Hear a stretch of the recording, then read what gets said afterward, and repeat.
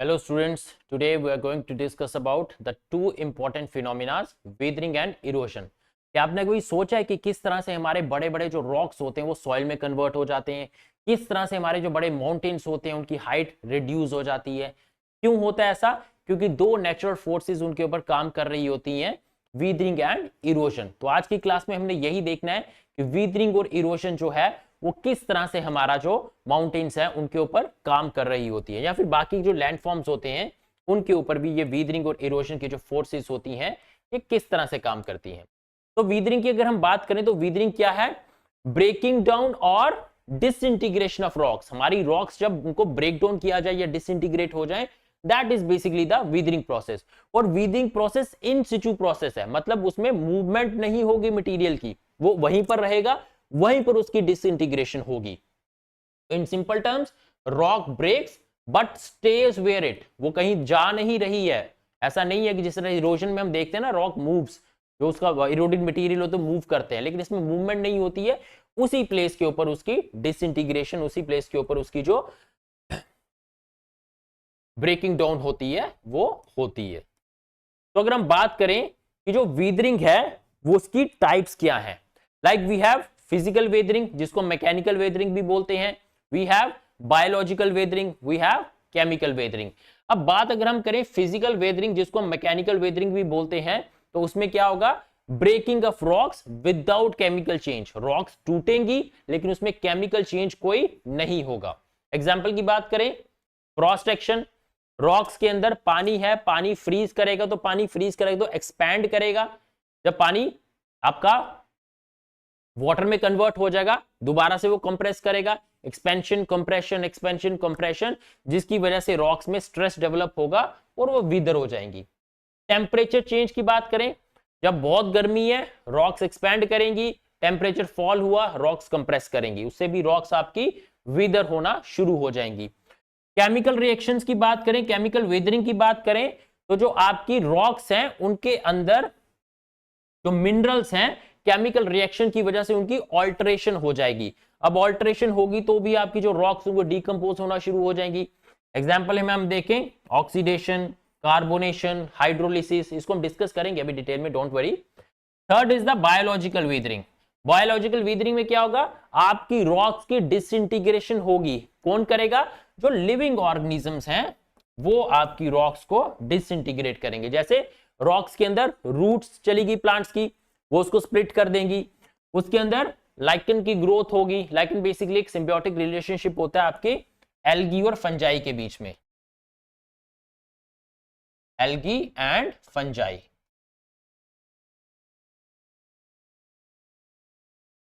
तो ये भी क्या करेंगे? केमिकल सिक्रीट करेंगे और आपकी रॉक्स को डिकम्पोज करेंगे।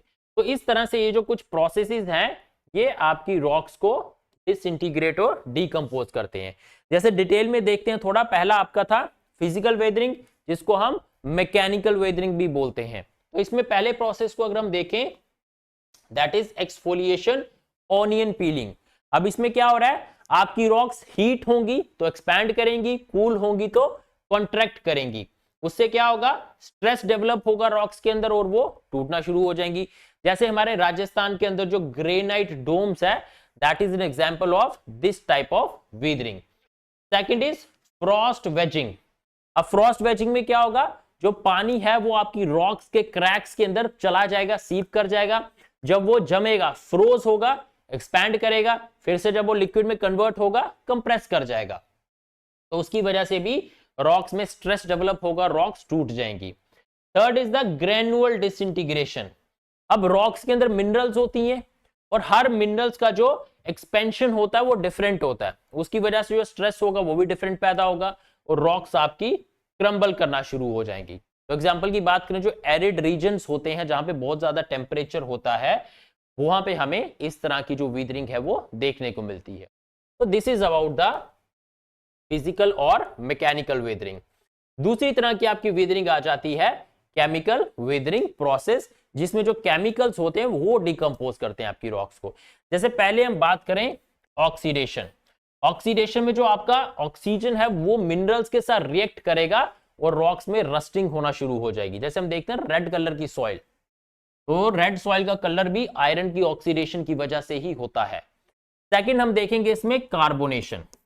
जब आपका कार्बन डाइऑक्साइड वाटर के साथ मिक्स हो जाएगा तो क्या पैदा होगा? Carbonic acid.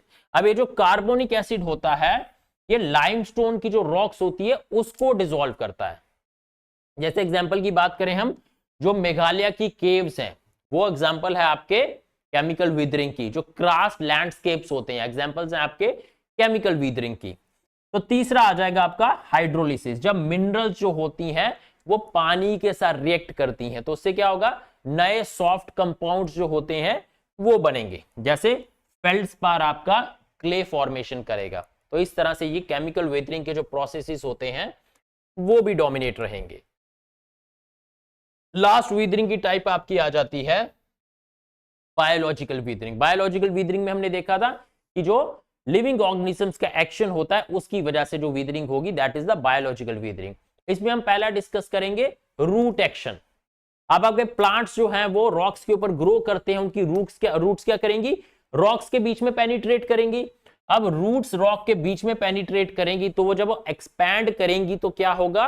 Rocks break down हो जाएंगी, टूट जाएंगी। Second is animal activity. अब जो बोरोइंग एनिमल्स होते हैं, जो लाइचन्स होते हैं वो क्या करेंगे? एक तो ब्रोइंग एनिमल्स क्या करेंगे? रॉक्स की स्टेबिलिटी को डिस्टर्ब करेंगे। लाइचन्स जो होंगे वो क्या करेंगे? केमिकल सिक्रीट करेंगे जिसकी वजह से आपकी जो रॉक्स हैं वो डिसइंटीग्रेट होना शुरू हो जाएगी। जैसे रियल एग्जांपल की हम बात करें, हमने कुछ ओल्ड बिल्डिंग्स देखी होंगी या ओल्ड वॉल्स देखी होंगी, उसके अंदर भी हम क्या देखते हैं? जो ट्रीज होते हैं, प्लांट्स होते हैं, उसकी रूट पेनिट्रेट करके उनको डिसइंटीग्रेट करने की कोशिश करती हैं। तो this is the biological weathering. तो इसी तरह से आपकी जो तीन तरह की वीदरिंग है वो हमने देखी कि किस तरह से वो डोमिनेट करती है, your physical weathering, your chemical weathering and your biological weathering.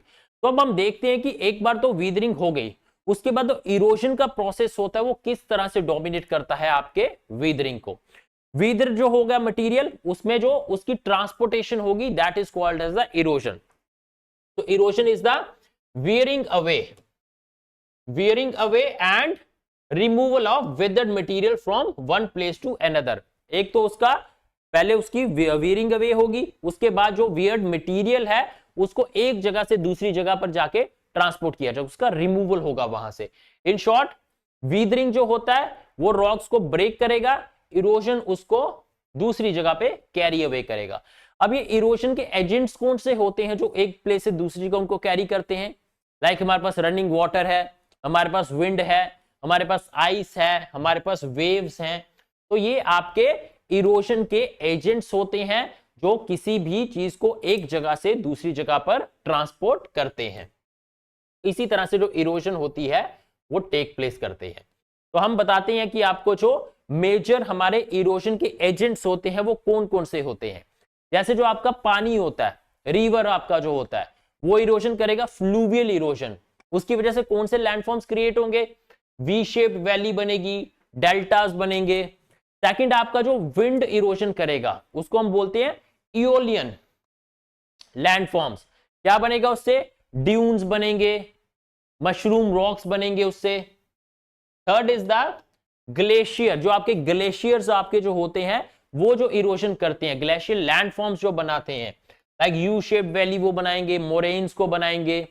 Next is your sea waves. जो आपकी सी वेव्स इरोजन करती हैं वो क्या बनाएंगी? सी आर्चेस को बनाएंगी, क्लिफ्स को बनाएंगी।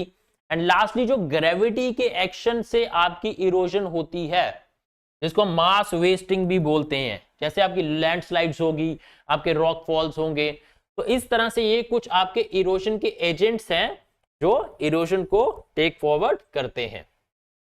तो अब बेसिक्स हम देख लेते हैं, रिवीजन भी हो जाएगा आपका। अभी तक हमने वीदरिंग और इरोजन को डिस्कस किया।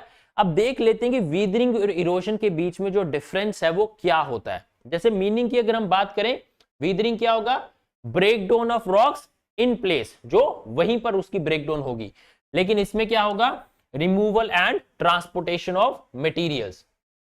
मूवमेंट की बात करें, वीदरिंग में नो मूवमेंट, इरोजन में मूवमेंट इन्वॉल्व होती है। एजेंट्स की बात करें, वीदरिंग एजेंट्स कौन से होंगे आपके? टेम्परेचर होगा, एयर होगा, वाटर होगा, ऑर्गेनिजम्स होंगे।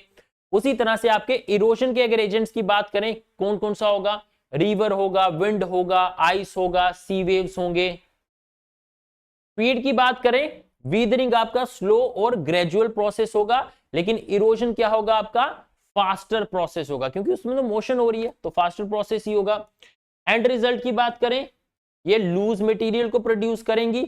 इसकी बात करें अगर इरोजन की, तो ये नए लैंड फॉर्म्स को शेप करेगी। लास्ट में अगर हम एग्जांपल की बात करें, तो वीदरिंग की एग्जांपल आपकी cracking off rocks due to frost, और इसकी बात करें अगर हम, river forming valleys by removing debris. तो इस तरह से जो वीदरिंग और इरोजन के आपके प्रोसेस होते हैं वो एक्ट करते हैं और डोमिनेट रहते हैं। अब ये कोई ऐसा नहीं है कि अलग अलग फिनोमिनास हैं, ये वीदरिंग और इरोजन दोनों एक ही साथ काम करते हैं। कैसे, वीदरिंग प्रिपेयर करेगा, इरोजन रिमूव करेगा, और एक नया लैंडफॉर्म बनकर आपके सामने आ जाएगा। तो weathering breaks down the rock into smaller pieces, rocks को तोड़ के छोटे पीसेस में कन्वर्ट कर देता है।